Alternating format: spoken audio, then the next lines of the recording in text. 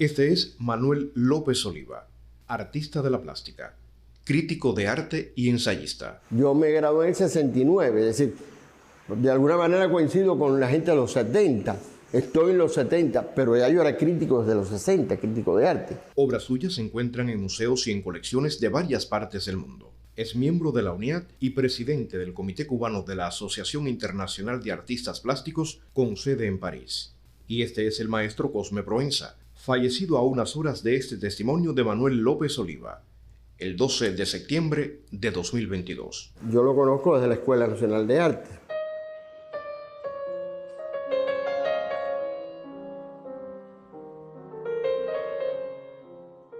Cosme era, entre nuestros artistas, quizás uno de los más arraigados a la concepción tradicional del oficio de pintor.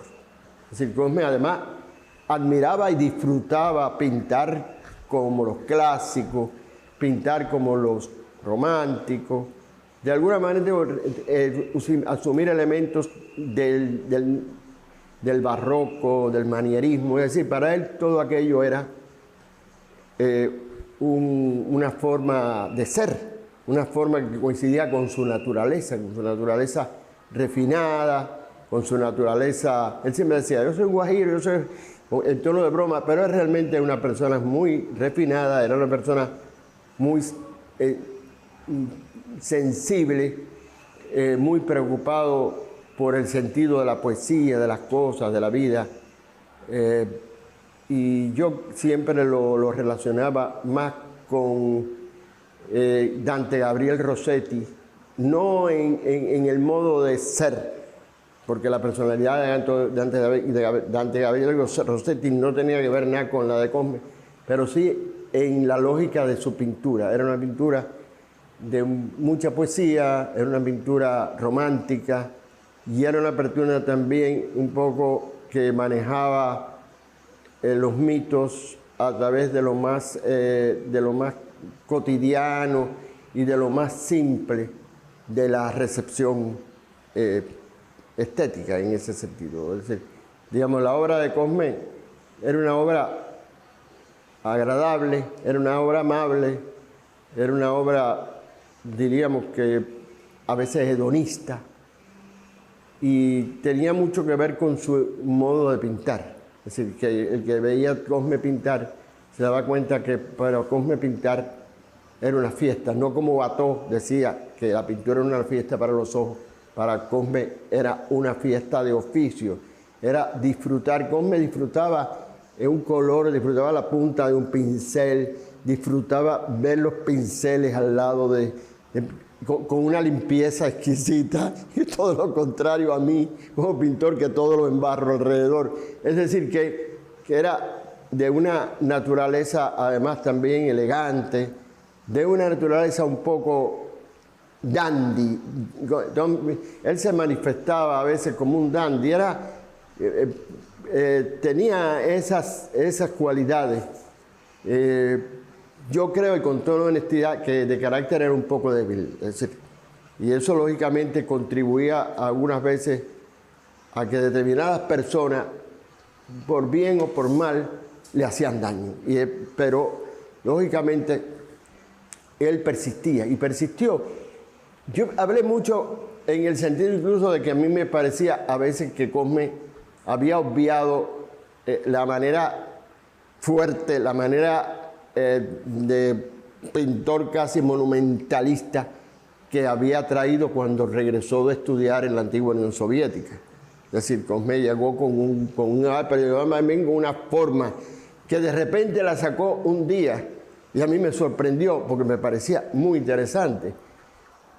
Cuando se nos llamó para pintar sobre unas palmas que se dedicaron a un aniversario, a un cumpleaños de Fidel, que se colocaron al lado del Museo de Arte Universal, unas palmas que había diseñado Villa, el escultor, en metal, y que pintamos. Y Cosme de momento hizo lo que hizo allí no tenía que ver nada con lo que Cosme normalmente hace. Y fue muy fuerte, es decir, en una obra, porque en Cosme, como pintor, había una contradicción entre una fuerza y una delicadeza. y al final, por su mismo carácter, se impuso la delicadeza de las formas. Pero era un artista sincero, creo que persistió en lo suyo, construyó un estilo, de alguna manera, un estilo que se nutría de otros estilos internacionales, pero era su modo de ser, su modo de imponerse, que huía del provincianismo constantemente, es decir, el detalle, incluso la realidad ambiental, él de alguna manera la obviaba, él creaba como una especie de pantalla transparente entre él y la realidad ambiental, y eso le permitía vivir dentro de su naturaleza. Digamos, otro pintor que ha vivido en su territorio, en Pinar del Río, Pedro Pablo Oliva, hizo todo lo contrario, es decir, poetizó de un modo pueril a través precisamente de los recursos de la realidad ambiental de la zona, sobre todo en su relación con los niños. Pedro Pablo ha tenido muchos hijos, y entonces tiene una participación, la obra de Pedro Pablo, en la vida social, en las preocupaciones realmente de la gente, en los imaginarios colectivos que no están en la obra de Cosme. La obra de Cosme sí constituye de alguna manera una abstracción figurativa, en el sentido que él abstrae toda la realidad en función de una figuración que conduce, que es una figuración muy romántica, a veces dulce y muy lírica, de un lirismo singular.